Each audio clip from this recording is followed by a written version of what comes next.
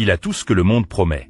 La maison sur la colline, les voitures alignées dans le garage, un compte en banque qui ne cesse jamais de grossir. Et pourtant, chaque soir, en fermant les yeux, ce même vide revient, intact, comme si rien de tout cela n'avait jamais existé. Toi aussi, peut-être, tu attends la prochaine chose. Le prochain achat, la prochaine promotion, la prochaine reconnaissance. Tu te dis, après ça, enfin, je serai tranquille. Mais la tranquillité recule toujours d'un pas, exactement à la vitesse à laquelle tu avances vers elle. Il y a plus de 2300 ans, un homme avait déjà résolu ce problème précis, celui que des milliards de dollars n'ont jamais résolu pour personne. Il n'a pas cherché la réponse dans l'abondance. Il l'a trouvée dans le retrait. On a donné son nom à un mot que tu utilises probablement mal depuis l'enfance. Et l'histoire qu'on t'a racontée sur lui, dans les dîners et les dictionnaires, est presque entièrement fausse, un contresens qui a traversé 23 siècles sans jamais être corrigé.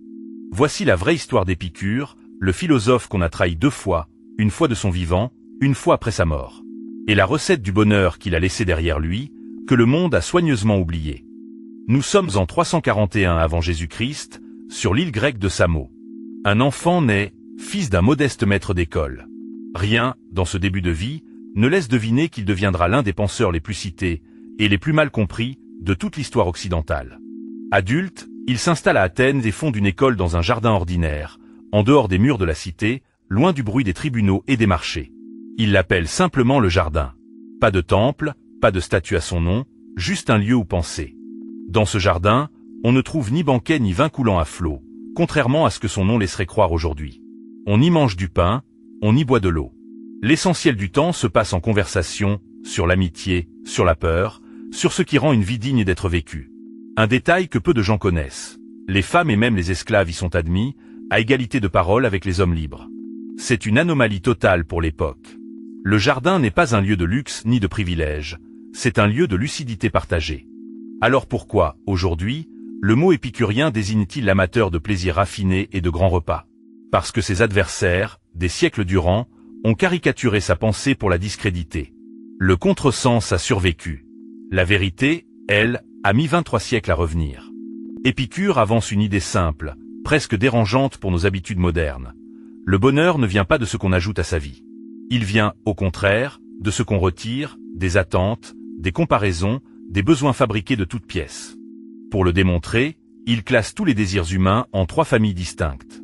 La première, les désirs naturels et nécessaires. Manger, boire, dormir, se protéger du froid. Des besoins simples, universels, et faciles à satisfaire pour qui acceptent de vivre sobrement. Cela, une fois comblés, suffisent entièrement. Un morceau de pain rassasie exactement comme un festin de 10 plats. La faim disparaît de la même manière, dans les 2 cas. Au-delà, ajoute Épicure, on ne fait que varier le plaisir, pas l'augmenter. La deuxième famille, les désirs naturels mais pas nécessaires. Le raffinement, le confort, le superflu agréable, un bon vin, une belle maison.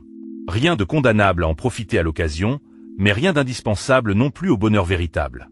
La troisième famille, c'est le piège dans lequel presque tout le monde tombe, les désirs vains. La gloire sans limite, la richesse infinie, le pouvoir qu'on ne rassasie jamais. Cela ne se comble pas, ils s'élargissent à mesure qu'on les nourrit. Voilà pourquoi cet homme riche, au tout début de cette vidéo, ne trouvera jamais le repos qu'il cherche. Il nourrit un désir sans fond, un puits sans fond au fond du puits. Et Épicure avait un second remède, contre une peur plus ancienne encore que l'argent.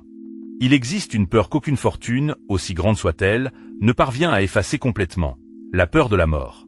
Épicure s'y attaque de front, dans l'une des phrases les plus citées, et les plus mal comprises, de toute la philosophie antique. Sa formule tient en une ligne. Quand nous sommes, disait-il, la mort n'est pas. Et quand la mort est là, nous ne sommes plus. Les deux, littéralement, ne se rencontrent jamais dans une même expérience. L'un exclut l'autre par définition. Autrement dit, tu n'as jamais fait, et tu ne feras jamais, l'expérience de ta propre mort. Ce que tu redoutes vraiment, la nuit, ce n'est donc pas la mort en elle-même, c'est l'idée que ton esprit s'en fabrique, seul, dans le noir. Cette peur invisible, insistait Épicure, empoisonne les vivants bien plus profondément que la mort n'affecte jamais les morts. Elle ronge les nuits d'insomnie, elle ronge les décisions qu'on n'ose pas prendre, elle ronge le présent au nom d'un futur qu'on ne maîtrise pas. Retire cette peur, et il ne reste presque plus rien de troublant dans une existence humaine. Il ne reste qu'un état que les Grecs nommaient l'ataraxie, l'absence de trouble. Reste une question, la plus pratique de toutes. Comment l'atteindre, concrètement, dès aujourd'hui? L'ataraxie n'est pas l'absence d'émotion, ni une froideur détachée du monde. C'est ce calme précis qui s'installe quand on arrête, enfin, de courir après ce qui ne rapporte jamais rien, la comparaison permanente, la reconnaissance des autres, l'accumulation sans direction. La méthode d'Épicure tient presque tout entière dans une seule habitude. Trier ses désirs, honnêtement, un par un. Garder ceux qui sont naturels et nécessaires. Profiter avec modération de ceux qui sont naturels sans l'être. Et repérer, tôt, les désirs vains, avant qu'ils ne prennent toute la place. Ce n'est pas un renoncement, ni une invitation à la pauvreté volontaire. C'est une forme de lucidité. Le jardin n'a jamais promis le dénuement, il a promis de ne plus faire dépendre son bonheur de ce qui, précisément, ne dépend pas de soi. Alors avant de fermer cette vidéo, un exercice simple, que tu peux faire en moins de 2 minutes. Prends une feuille, ou ton téléphone. Note, sans filtre, tout ce que tu désires en ce moment, le petit comme le grand. Et pose-toi ensuite une seule question, celle qu'Épicure aurait posée en premier, avant toutes les autres. Parmi tout ce que tu viens de noter, qu'est-ce qui est vraiment nécessaire à ton bonheur, et qu'est-ce qui ne fait que nourrir un vide sans fond? Dis-le en commentaire, honnêtement.